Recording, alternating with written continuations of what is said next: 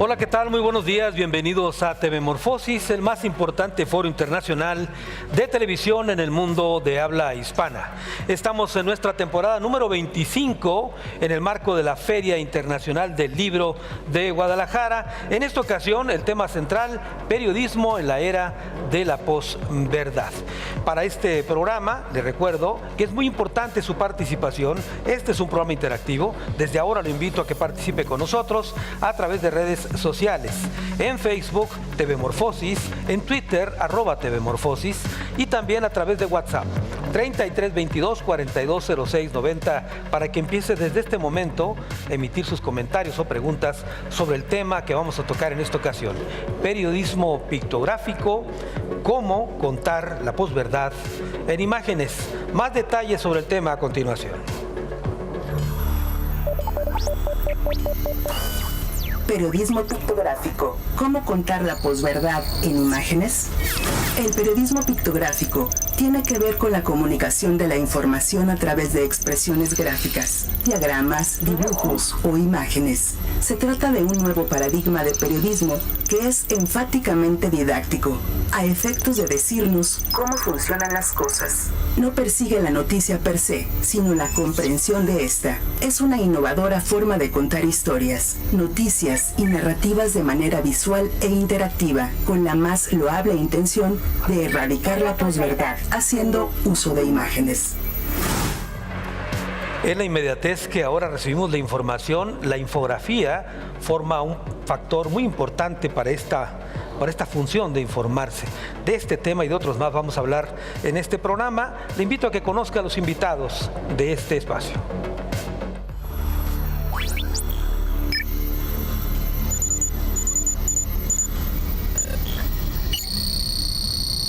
Gabriel Torres Espinosa, director de Canal 44 de la Universidad de Guadalajara, presidente de la Alianza Mexicana de Productoras y Televisoras Universitarias, AMTU, de la Asociación de Televisiones Educativas y Culturales Iberoamericanas, ATEI, y del Consejo Consultivo de Notimex, integrante del Consejo Consultivo del Canal del Congreso, fundador y coordinador de TV Morfosis.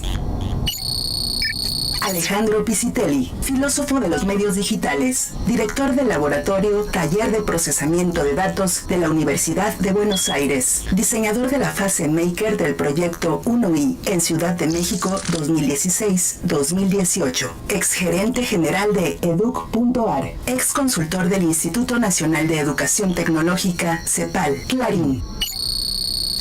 Carlos Alberto Escolari, doctor en Lingüística Aplicada y Lenguajes de la Comunicación, profesor titular del Departamento de Comunicación en la Universitat Pompeu Fabra, Barcelona, donde coordina el doctorado en Comunicación, investigador principal del proyecto de investigación H2020, Transmedia Literacy. Su último libro es Las leyes de la interfaz.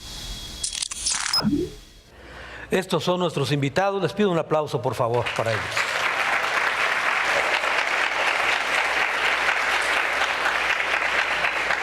Aunque el invitado más importante son ustedes, así que desde este momento les pido que participen en el programa a través de redes sociales. En Facebook, TV Morfosis, en Twitter, @TV Morfosis, y el WhatsApp 33 22 42 06 90.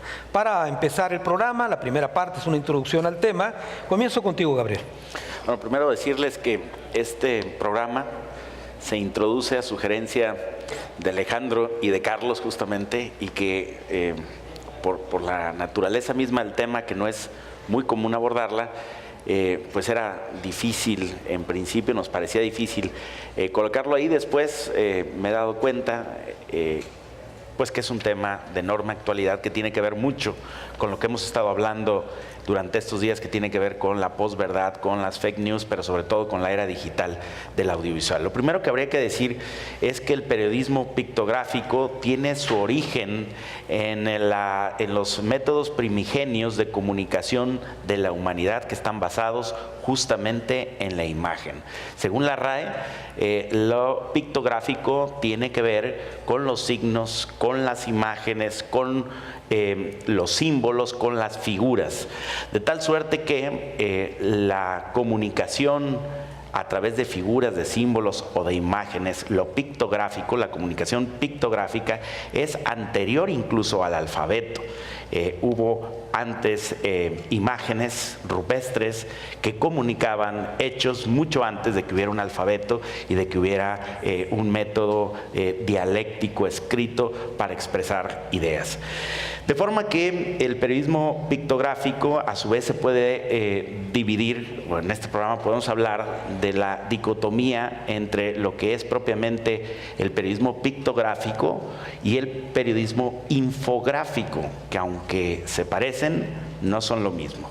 El periodismo pictográfico tiene que ver con imágenes que pueden ir acompañadas de texto y que buscan provocar emociones, de ahí su conexión con la posverdad. Es decir, una buena imagen como las que vamos a ver un poco más adelante, no ahora, un poco más adelante en el video, en mi segunda intervención, por ejemplo, de aquella portada del Times sobre Trump, pues es una imagen que en sí mismo comunica un hecho que era ominioso, que era ofensivo, que era indignante, la posición del presidente de los Estados Unidos con respecto a los niños que fueron separados de sus familias por ser inmigrantes en Estados Unidos, violando todos sus derechos humanos, y una simple imagen comunicaba todo lo que no podría comunicar tal vez un texto o un gran artículo. La imagen era en sí mismo reveladora porque además apelaba a los sentimientos de las personas, de forma tal que eso es en sentido estricto lo que es lo pictográfico, mientras que lo infográfico tiene que ver con la elaboración de una secuencia narrativa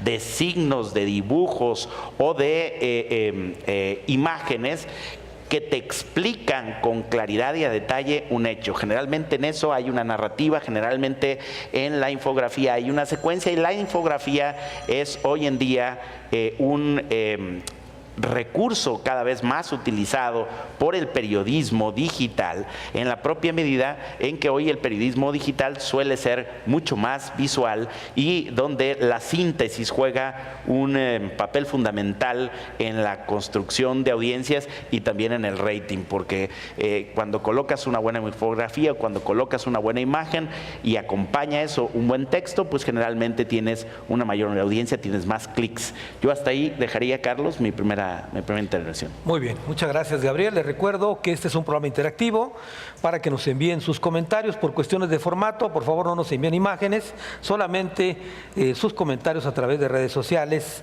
en Facebook, en Twitter, otra vez de WhatsApp. Alejandro Pichitelli, por favor. Sí, no nos manden pictogramas, sino nos manden infografías. Memes sobre Gabriela Barkentel, sí, porque esos memes son muy buenos. Sí, lo que dijo Gabriel recién y lo comentó Carlos también el otro día. Nosotros tenemos una visión muy idílica y muy potente del periodismo tradicional. Se habló mucho de ética, se habló mucho de denuncia. Pero lo que hay que incorporar en el futuro del periodismo es todo lo que empezamos a saber acerca de psicología cognitiva, acerca de cómo funciona nuestra mente y de cómo, contrariamente a lo que nosotros imaginamos, que somos seres racionales, que somos seres que ponderamos la información, los datos, la evidencia, somos profundamente irracionales, al punto que Edgar Morin, un gran filósofo que todavía está vivo, que tiene más de 90 años, cuando definía al Homo sapiens, decía que no éramos solo Homo sapiens, sino que éramos Homo sapiens / dementes. Tiene mucho que ver con la irracionalidad. Como bien dice Gabriel, los primeros sistemas de comunicación no fueron alfabéticos. El alfabeto es un invento muy reciente, no tiene más de 1800 años, tiene que ver con los fenicios, pero hubo formas de comunicación muy anteriores, ideogramas, pictogramas, los chinos escribían hace 3500 años. Entonces, ese pasaje de la comunicación con imágenes, con pictogramas, a la comunicación alfabética tuvo un montón de ganancias y también un montón de pérdidas. Curiosamente la historia, como decía Gian Battista Vico, tiene muchos corsi e ricorsi, idas y vueltas. Y durante casi 500 años, la alfabetización que tuvo que ver con la imprenta, que fue fundamentalmente conectada al texto, anteriormente, como casi todo el mundo era analfabeto, la comunicación se hacía con las imágenes. Hoy, como la comunicación y los hechos son tremendamente complejos, tenemos que volver a la imagen para reducir esa hipercomplejidad y tratar de ver de la causalidad de una forma que el lenguaje no puede dar, porque el lenguaje es secuencial y lineal. Y entonces en el lenguaje, cuando comunicamos algo, siempre lo tenemos que comunicar en un orden donde vamos segmentando la información. No leemos las imágenes como hablamos. Cuando nosotros leemos el texto, lo leemos en nuestro alfabeto de izquierda a derecha. Y en el alfabeto hebreo de derecha a izquierda, y en algunos alfabetos de arriba hacia abajo y en otros de abajo hacia arriba. Las imágenes no se leen de ese modo. Las imágenes tienen una lógica de lectura totalmente diferente. Por eso hay gente que ha trabajado mucho estas cosas hace ya más de 100 años, un argentino que era en realidad español, que vivió en Argentina, se llamaba Juan Cuatrecasas, muy desconocido, que escribió un librito fantástico, publicado en el año 62, que se llama El hombre animal óptico. O sea que basaba fundamentalmente que nuestra forma de leer y de entender el mundo tenía que ver fundamentalmente con la primacía del ojo. Gran discusión sobre otros formatos, ¿no? Y también otro gran autor que tiene mucho que ver con esto desde el punto de vista de los fundamentos es Rudolf Arnheim y toda la problemática que él hace acerca del pensamiento visual. Porque pensamos no solo con conceptos, sino que pensamos también con imágenes. Y acá la gran cuestión que estamos discutiendo en estos días es que parece que fuera mucho más fácil hacer trampa con los conceptos y menos con las imágenes. Y sin embargo se puede hacer tanto trampa con los conceptos como con las imágenes. Muy bien.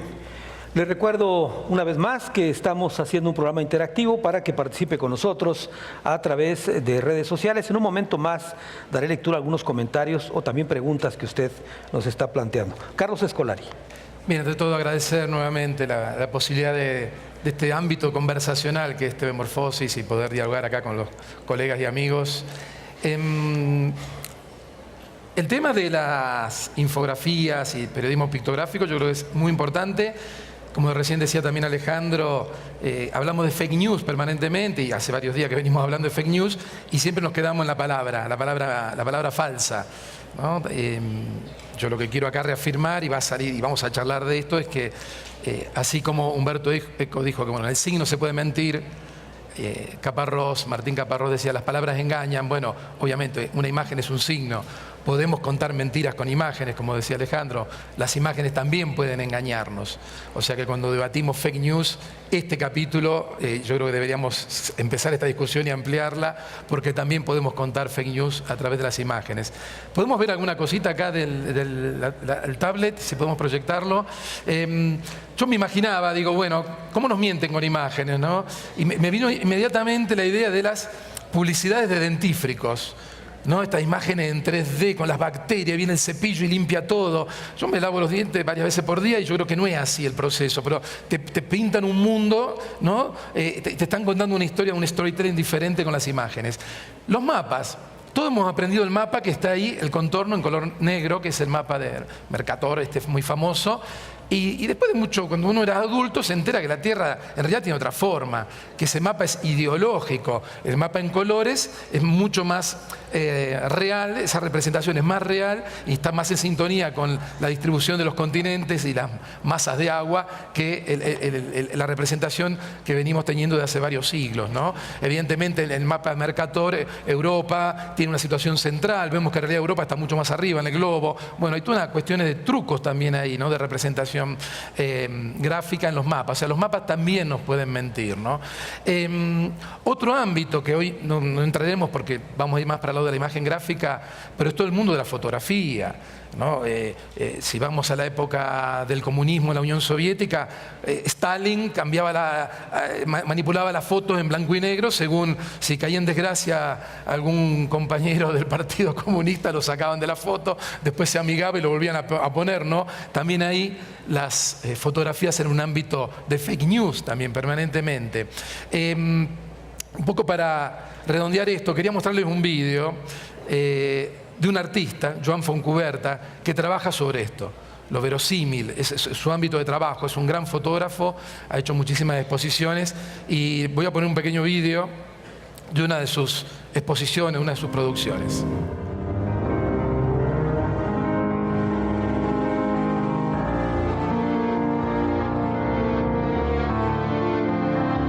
La historia del cosmonauta Iván Stoichkov y la odisea del Soyuz 2 es uno de los relatos más espeluznantes de la carrera espacial y que solo muy recientemente han podido ser divulgados porque en su momento fueron información reservada. Es decir, solo hace poco con la Glasnost todos estos datos han sido desclasificados y los estudiosos, los investigadores han podido acceder a lo que realmente pasó, ¿no?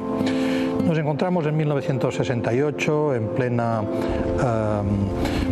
confrontación entre Estados Unidos y la Unión Soviética por el dominio del espacio, ¿no? El objetivo es quién llega a la Luna en primer lugar, ¿no? El presidente Kennedy a principio de década había augurado que un norteamericano podría andar sobre la Luna antes de que terminase la década, ¿no?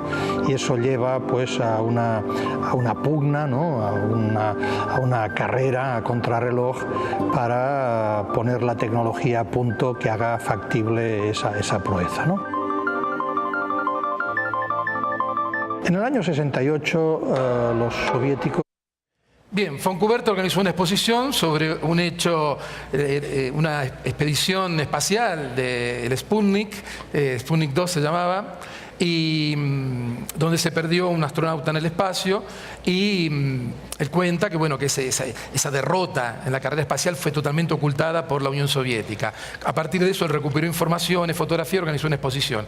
Evidentemente, si han visto bien, Fontcuberta es el astronauta, es el mismo, y se cambió el nombre en ruso.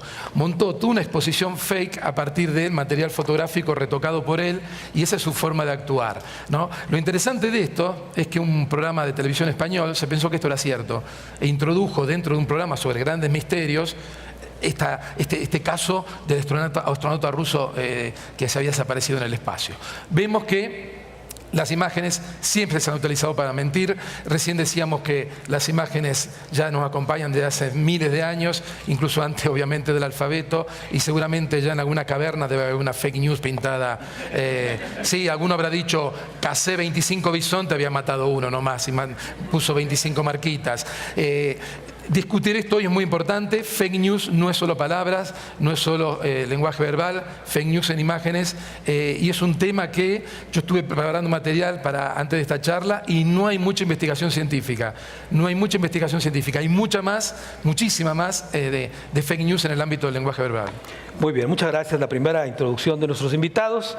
Tenemos ya algunas preguntas a través de redes sociales. Les recuerdo que este es un programa interactivo. Es muy importante que ustedes participen en el mismo. Tenemos una pregunta, Andrea Gutiérrez Vargas dice para Gabriel Torres: ¿cómo elaborar productos pictográficos sin herir susceptibilidades como el periódico Metro y otros? Es lo que dice Andrea. Ahorita, si quieres, contestas, Gabriel. Dice Sofía Martínez: ¿consideran que la infografía y el pictográfico ha hecho un impacto hoy en día? Es la segunda pregunta. Una más, por favor, producción. Dice Ray Wasowski, que ya dijimos que es hermano de Mike Wasowski. Bueno, ¿por qué actualmente se le da más importancia a este tipo de periodismo? Gabriel Torres. Bueno, es la primera pregunta, ¿cómo sin herir susceptibilidades? Pues es difícil, por ejemplo, en la sátira, los cartones. Los cartones es una buena manera de ejemplificar el periodismo pictográfico. Y los cartones además se basan en el humor, en la sátira. Y muchos cartones llegan a herir susceptibilidades, llegan a generar urticaria en los protagonistas de los cartones.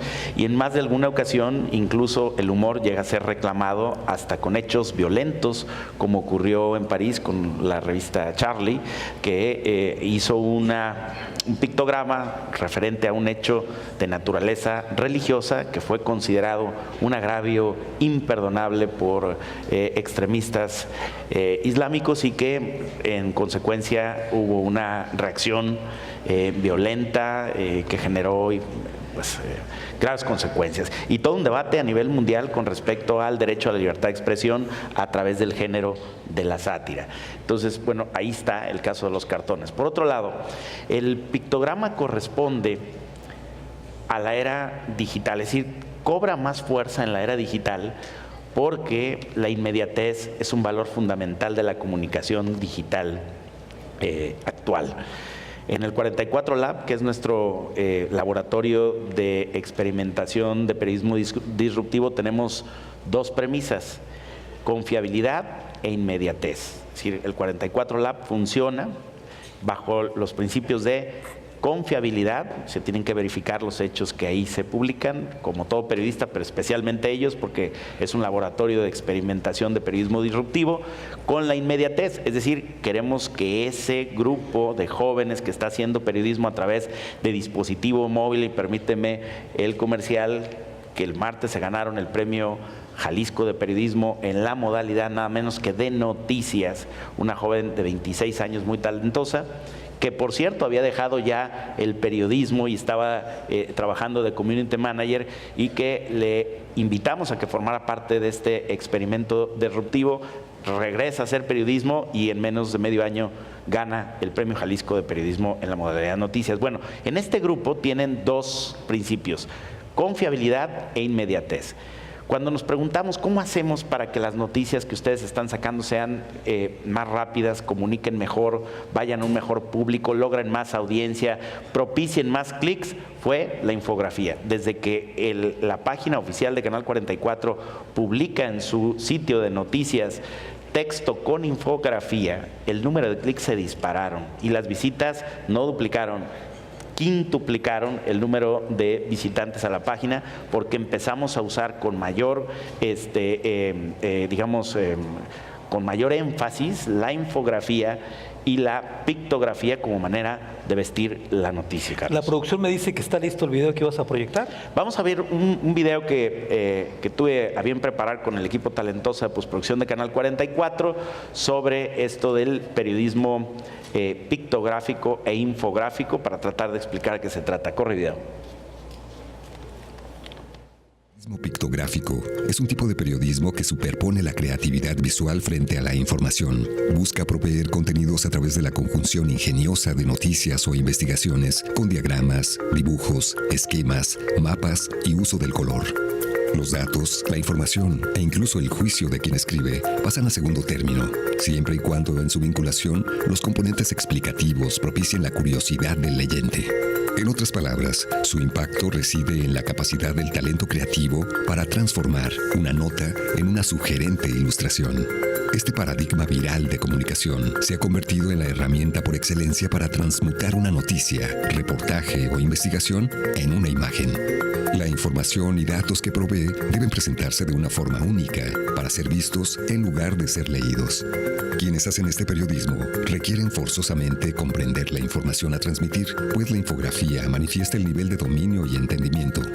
El diseño ingenioso es la base de todo gráfico explicativo, y esta, a su vez, lo es del periodismo pictográfico. Los inicios de las infografías son recientes, datan de la década de los 70 y 80 del siglo pasado, pero es en la presente era digital donde han tenido mayor auge, producto de la inmediatez y la interacción permanente de los usuarios en la web. Como en todos los géneros periodísticos, el lector es juez que valida la información y su presentación, por lo que el gráfico explicativo no debe atender a una colectividad específica, sino ser suficientemente neutral para dirigirse a un público en general. La infografía implica una suerte de correspondencia recíproca entre ilustración y texto. La utilización de imágenes con figuras esquematizadas es el recurso principal de esta forma de hacer periodismo. Es lo que propicia su fácil consumo y propone al lector hacerse de información breve, entendible e inmediata. Adelante, Gabriel. Bueno, pues simplemente cerraría, yo creo que el video lo explica perfectamente bien, diciendo que comunicar a través de imágenes tiene un alto impacto y también apela mucho, porque así lo es la imagen en sí misma, a los sentimientos, a la identificación del público, precisamente con esa forma de lectura, no sé si llamarle disruptiva o no convencional o atípica de la información.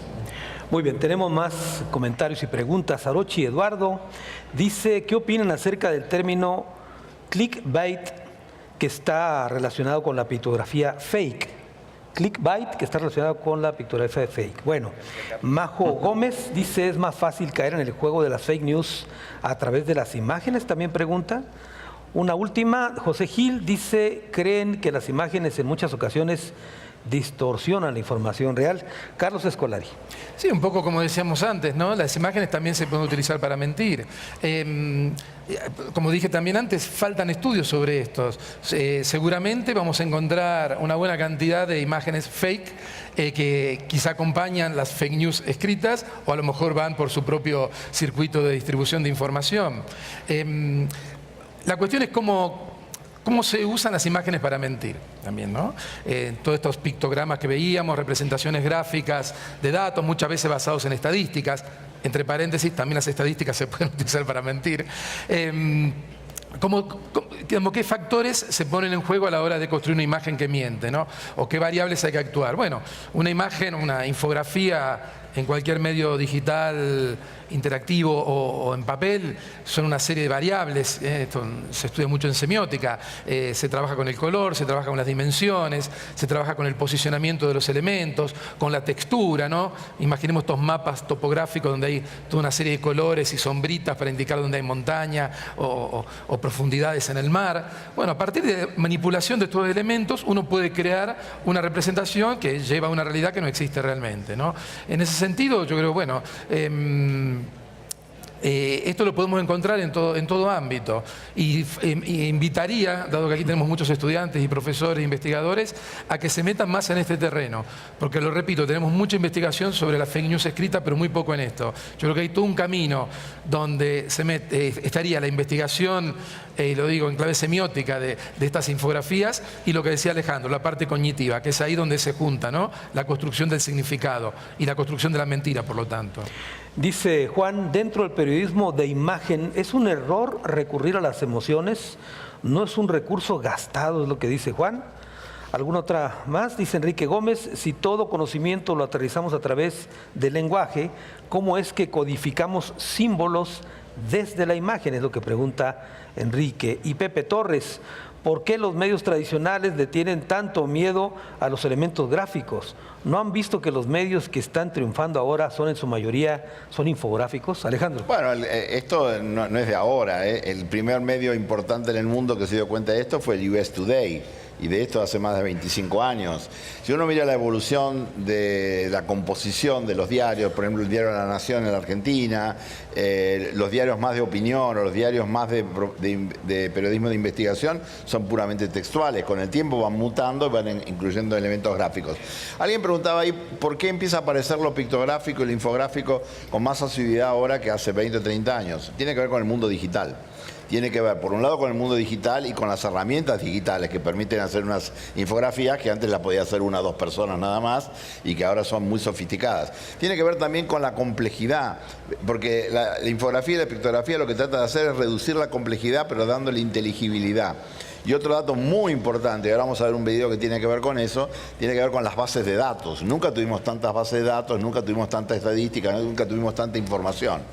Ahora, hay mucho de esto, hay premios inclusive de infografía, hace como 15 o 20 años que hay un premio infográfico cada año, hay diarios europeos que tienen unas infografías absolutamente maravillosas, hay competencias, uno se tiene que entrenar en esto, ¿en qué? En la alfabetización visual, en la alfabetización numérica, en la alfabetización en datos, decíamos ayer, la alfabetización algorítmica, todo esto tiene que entrar en la universidad. Yo estuve en la UNIVA ayer a la tarde y son estas cuestiones que jamás se ven en la universidad, los programas se cambian cada 4, cada 5, cada 10 años y ya pasaron varias generaciones de novedades en términos de técnicas y en términos de nuevas propuestas narrativas que no se ven reflejados en los programas universitarios. Veamos rapidito este video porque es una exquisitez de una persona que falleció el año pasado, pero cambió completamente lo que es la infografía y la pictografía desde el punto de vista dinámico. Life expectancy from 25 years to 75 years. And down here, an axis for wealth, income per person. $400,000, $4,000, and $40,000. So down here is poor and sick, and up here is rich and healthy. Now, I'm going to show you the world 200 years ago, in 1810. Here come all the countries. Europe brown, Asia red, Middle East green, Africa south of Sahara blue, and the Americas yellow. And the size of the country bubbles show the size of the population.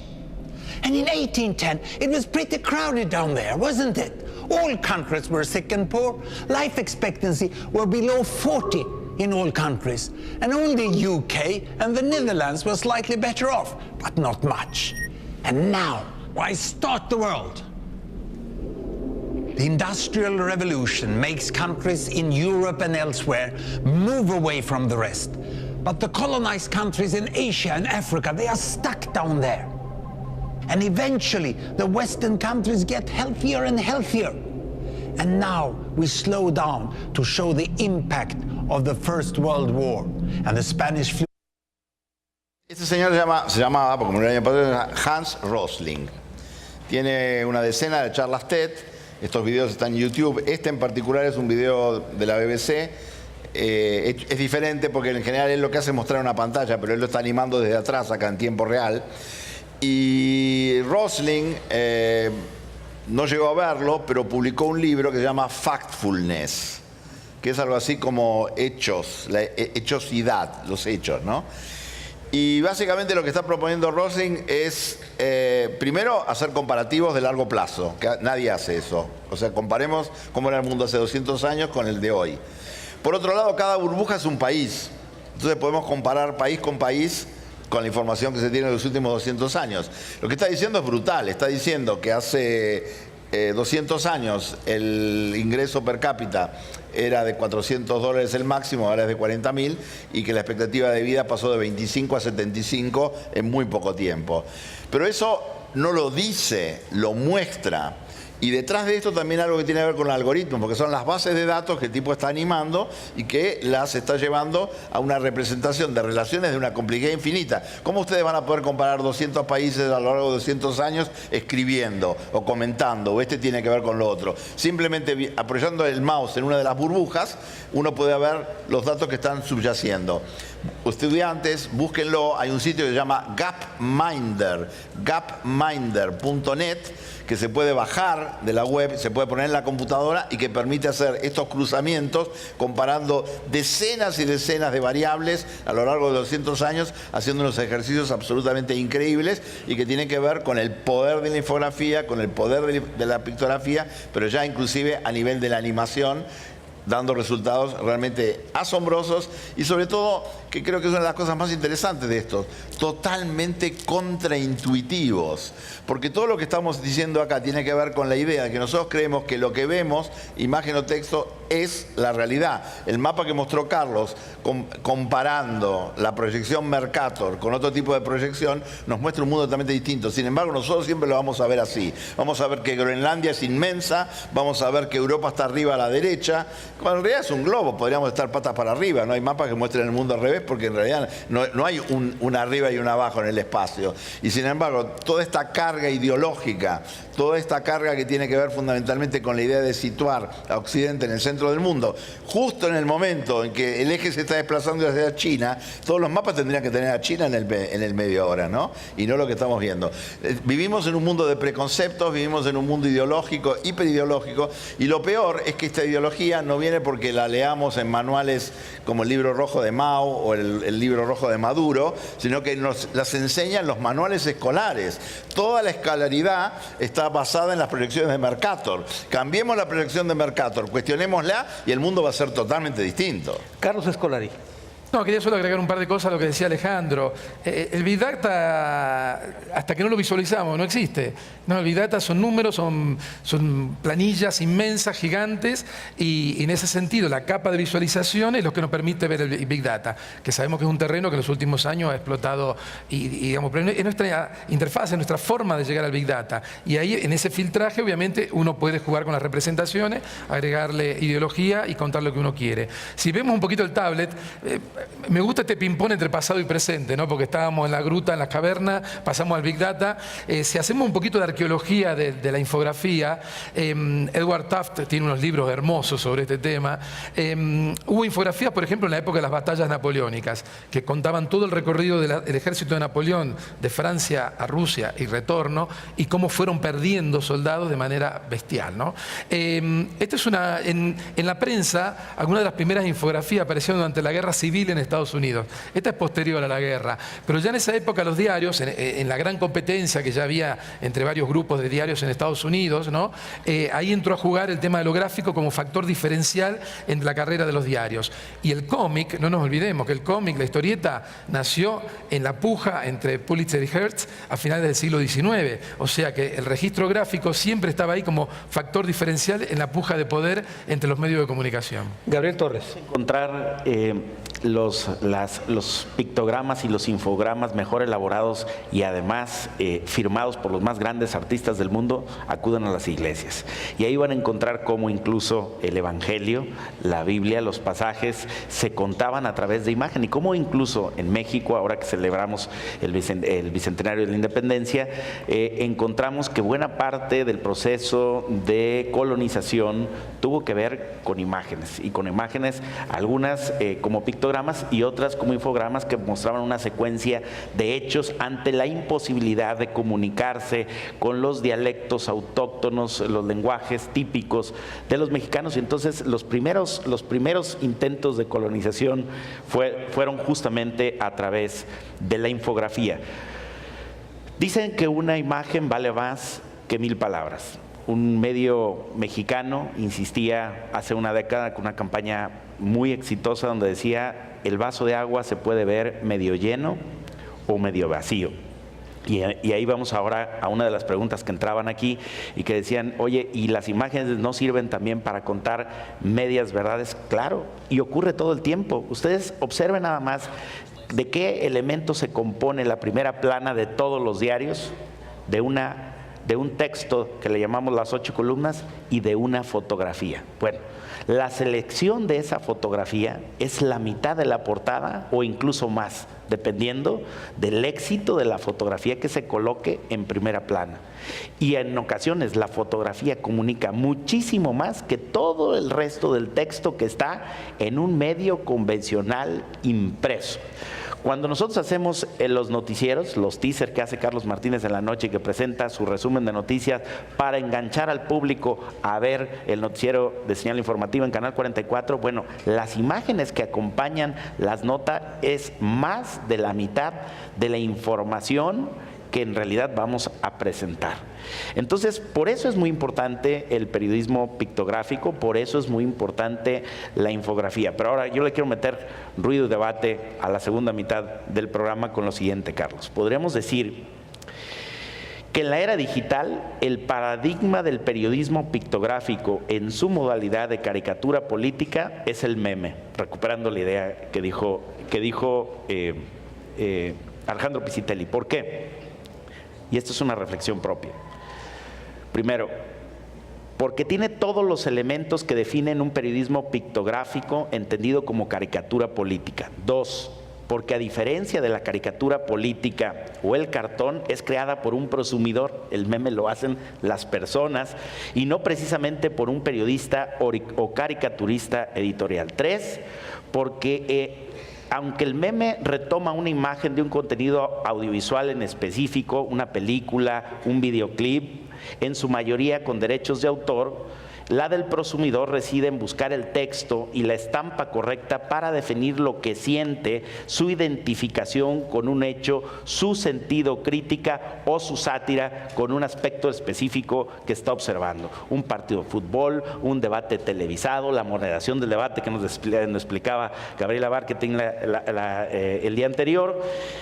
Y una serie de hechos de coyuntura que pueden ser ejemplos de periodismo pictográfico. 4, porque las primeras reacciones en redes sociales frente a acontecimientos o noticias de relevancia hoy en día en la era digital son los memes que a la brevedad se convierten en virales y circulan por redes sociales, por servicios de mensajería, por correo electrónico, lo menos ya, más por servicios de mensajería, y todo esto va generando una cultura de opinión que apela a los sentimientos a través de la creatividad de los prosumidores, no necesariamente de los periodistas convencionales. Y finalmente, porque los memes son retomados, replicados, difundidos por medios convencionales, específicamente por la prensa escrita y la televisión. Tanto es así que, por ejemplo, La Jornada tiene una sección que se llama Meme Jornada, o Mural tiene en cada edición los mejores memes del día, porque esos memes no solamente es humor, en ocasiones también representan un sentido crítico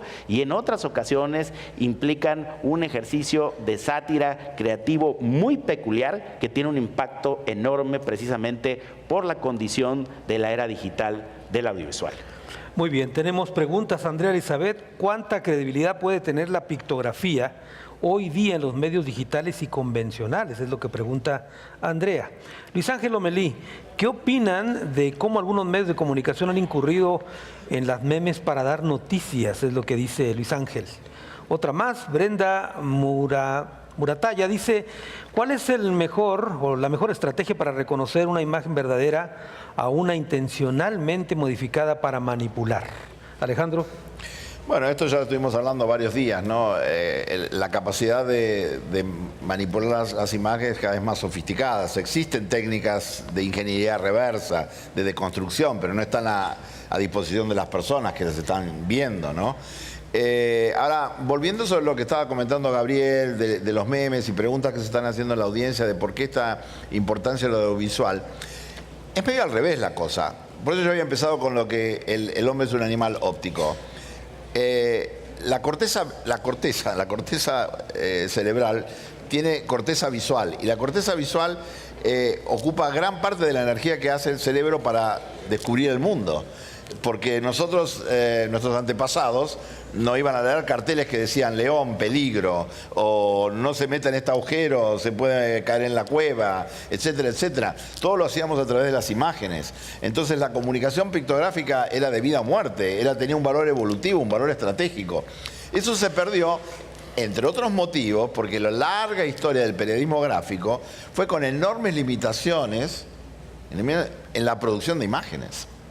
La liberación de la producción de imágenes está ligada al siglo XX, el gran paso del linotipo a la composición en frío y después al advenimiento de lo digital.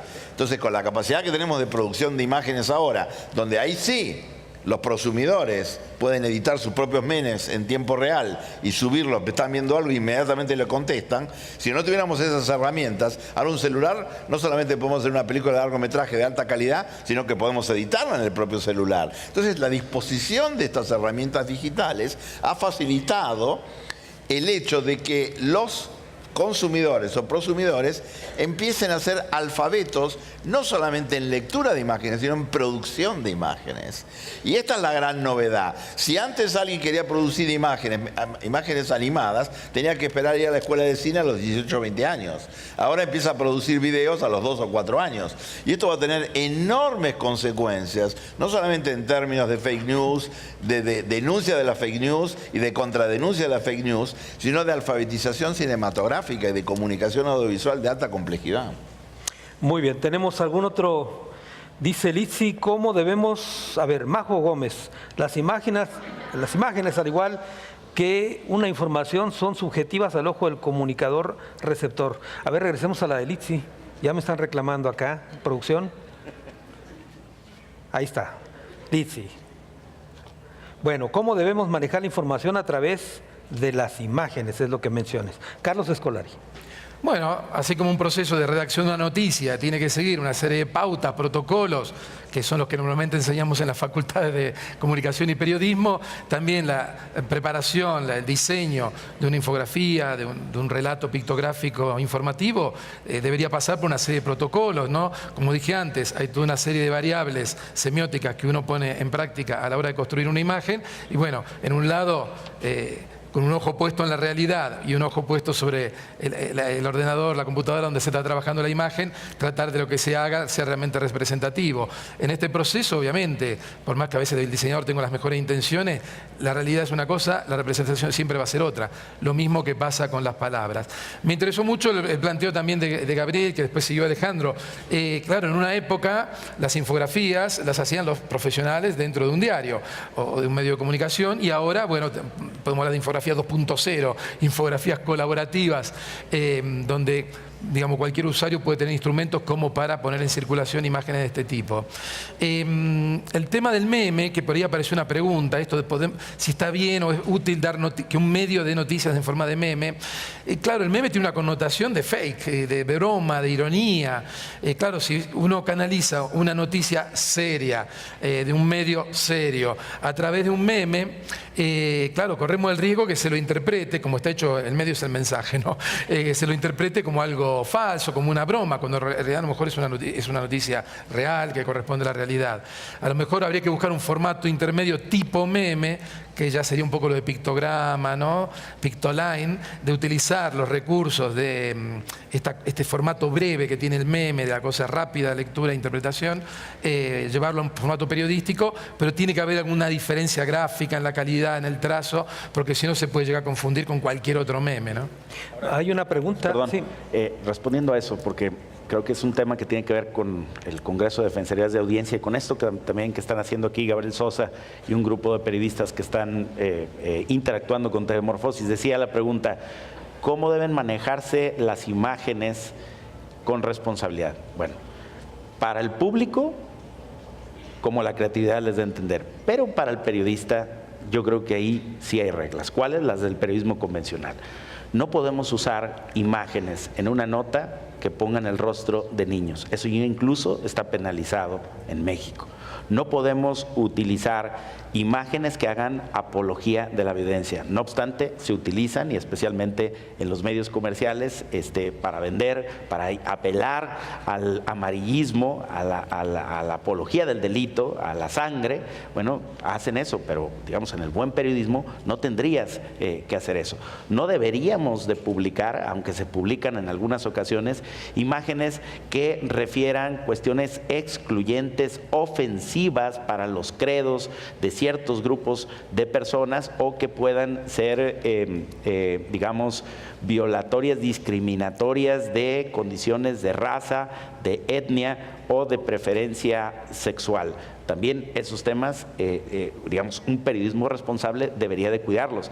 Entonces, sí hay un conjunto de reglas, cuáles las mismas del periodismo escrito, que tendríamos que observar cuando hacemos públicas imágenes desde un medio profesional. Me refiero especialmente, ya no voy a hablar de los medios privados, que también tienen las mismas responsabilidades, pero especialmente de los medios públicos que se administran con recursos públicos, que fingen y persiguen fines públicos del Estado. Bueno, pues un medio público no puede hacer apología del delito, no debiera hacer apología del delito. Un medio público no podría transmitir la serie de Narcos. Un medio público no podría estar publicando notas donde exponga las caras de niños para explicar alguna circunstancia, debería de cuidarlo. Un medio público no podría publicar imágenes que puedan resultar excluyentes, discriminatorias u ofensivas para sectores específicos de la sociedad. Y pongo un ejemplo nuestro.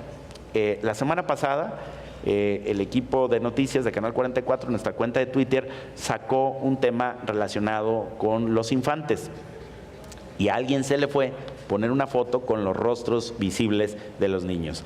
A los 10 minutos, el defensor de la audiencia de Canal 44, el maestro Sosa Plata, por Twitter públicamente nos contesta: abusados amigos, están exponiendo los rostros de esos niños. Entonces, lo que se tiene que hacer es bajar la nota, corregir, poner una imagen borrosa, pues no puedes utilizar los rostros. Ya hay una ley que protege a los menores de edad y no los puedes utilizar con fines periodísticos, exponiendo su identidad y con ello generándoles un daño. Entonces, sí hay reglas, ¿cuáles? Las mismas del periodismo condicional. Muy bien, estamos llegando a la parte final ya del programa. Vamos ahora a la etapa de las conclusiones. Comienzo contigo, Carlos. Bueno, yo creo que, bueno, como dije antes, hay muchísimo para investigar, hay muchísimo para trabajar. Hemos trabajado mucho los fake en el ámbito académico, en el ámbito del documental, hay incluso géneros de documentales fake. Es mucho el tema de manipulación fotográfica y creo que falta este capítulo que recién ahora está empezando a hablarse de cómo se puede mentir a través de las infografías. Hay otros servicios, yo creo que la visualización de la información puede dar a esta cruzada contra las fake news. Si podemos ver el tablet, es un sistema basado en un dispositivo de visualización que se llama TreeMaps, que fue desarrollado en la Universidad de Estados Unidos, en Baltimore está la universidad, y esto indica la cantidad de fake news en el año 2017. Obviamente trabaja con dispositivos de visualización, más grande la noticia, y también, bueno, también juega el tema del código de colores por las temáticas, lo ven arriba, nos hace un mapa de todas las noticias fake del año 2017. Esto se podría activar, no costaría mucho imaginarse un sistema permanente, diario, que uno entra, que se actualiza en tiempo real, donde uno podría tener chequeando permanentemente noticias falsas en tiempo real y ver incluso cuáles son las que están siendo más reproducidas, más viralizadas en la red. Yo creo que si tenemos dispositivos de estos, tenemos compromiso de los medios de comunicación para no dejar pasar imágenes, infografías que rompan la regla de la buena comunicación. Yo creo que, bueno, si operamos en diferentes lugares, si operamos sobre el frente cognitivo y formación, lo que se llama alfabetización mediática también, no solo que enseñan en las escuelas a leer entre líneas e identificar fake news escritas, también fake news gráficas. Yo creo que si operamos en todos estos frentes, vamos a poder atenuar el impacto de esto. Como dije respecto a las fake news escritas, tenemos que aprender a convivir. Mentira hubo siempre, veíamos recién, esto es una larga historia. Lo que tenemos que aprender es a reducir su cantidad, la cantidad de fake news que circulan por las redes, y también nosotros generar anticuerpos para poder reducir y no andar tuiteando, retuiteando a mansalva, pensar un poquito antes de hacerlo. Muy bien. Alejandro, tus conclusiones, 2 minutos. Sí, bueno, lo que comentaba Carlos recién, existe una disciplina inclusive que se ocupa de esto, de hacer una sistematización, no a nivel digital, pero sí a nivel gráfico, que se llama la factografía, que es el estudio histórico de estas transformaciones que los rusos eran especialistas. No había Photoshop, pero los cortaban con tijera en ese momento, ¿no? O sea que eso me parece muy interesante. Otro es un dato que tiene que ver con la imagen. ¿La imagen es verdadera o falsa? Ahí caemos en una trampa dualista. Porque ¿es falsa o verdadera? Yo creo que tendríamos que salir y entrar en una lógica que es una lógica no bivalente, sino que se llama lógica difusa, fuzzy logic, porque podría haber grados de veracidad o de falsedad de las imágenes, del 20%, al 40%, al 60%, y entonces uno podría ser verdadera y falsa al mismo tiempo, y uno tendría que poder discriminar el porcentaje de falsedad o verdad de la lógica. Y el último punto tiene que ver con este señor que yo les comenté que se llama Rosling, que no está solo, porque hay otra gente, está uno que se llama Pinker, otro que se llama Norbert, otro que se llama Roser, que tiene un sitio web maravilloso que se llama Our World in Data, donde ellos lo que apuntan básicamente es que los seres humanos tenemos una habilidad para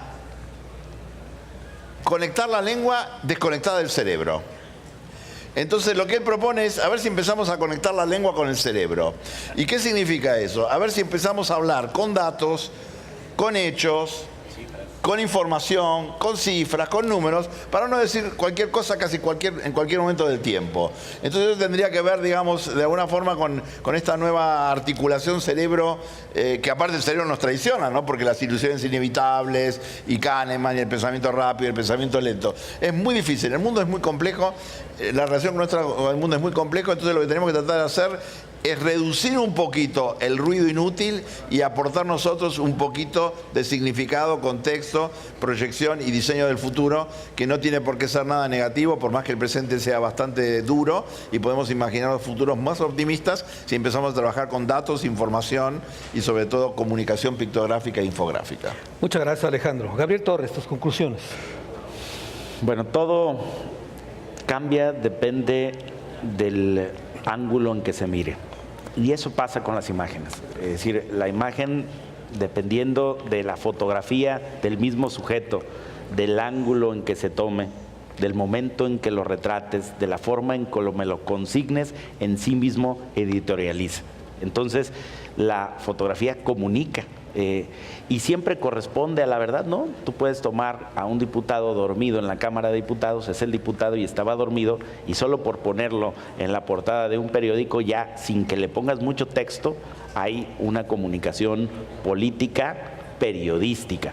Yo creo que ahí la clave está precisamente en el trabajo de los profesionales cuando jerarquizan la información, qué es lo que quieren comunicar. ¿Cuál es el sentido crítico de la imagen y por qué se jerarquiza para ir en la primera plana o en interiores? Porque una buena foto puede ser de primera plana cuando consigna un hecho de valor noticioso. Entonces, esto de las imágenes, bueno, pues sí, se tienen que manejar con responsabilidad, tienen los mismos criterios de rigor periodístico que le podemos pedir a un profesional de la comunicación, no al público. Y retrotrayendo un debate que hemos seguido, y con eso finalizo mi participación, en una serie de programas, a ver, consignar un hecho no te vuelve periodista. Periodista te convierte en narrarlo con cierto rigor y con cierta responsabilidad, especialmente hoy que todos tenemos herramientas digitales para consignar hechos, pero no siempre de forma responsablemente. Incluso, finalizando este programa, voy a participar en un debate sobre el derecho a la vida privada, que es un tema del que no hablamos aquí, y que las imágenes hoy en día, manejadas con poca responsabilidad, invaden el derecho a la vida privada de las personas, consignado en el artículo 16 de nuestra Constitución y generalmente consignado en la mayoría de las constituciones democráticas del mundo, porque todos tenemos derecho a una vida privada, cosa que hoy está muy entredicho debido precisamente a la circulación de imágenes y a la capacidad para captar en todo momento imágenes. Muy bien, pues con esto terminamos. Gracias, Gabriel. Gracias, Carlos. Gracias, Carlos. Gracias, Alejandro. Hola, Carlos. Y gracias a ustedes por participar. Retomo nada más un elemento que el mismo Gabriel mencionaba, con esto de las infografías y la pictografía, la sátira, el sarcasmo, la ironía. A fines de los 60, un periódico en Perú, se reunieron allí en Perú el presidente de México, Gustavo Díaz Ordaz, y el presidente de Perú, que se apellidaba Paz. Se reunieron ahí y el periódico que odiaba al presidente de Perú, pero en aquellos tiempos había que andarse con cuidado con el tema de la censura, publicó este encabezado extraordinario, decía así: hoy se reúnen en Lima el Azteca Díaz y el Inca Paz. Muchas gracias, muchachos, y seguimos aquí en TV Morfosis.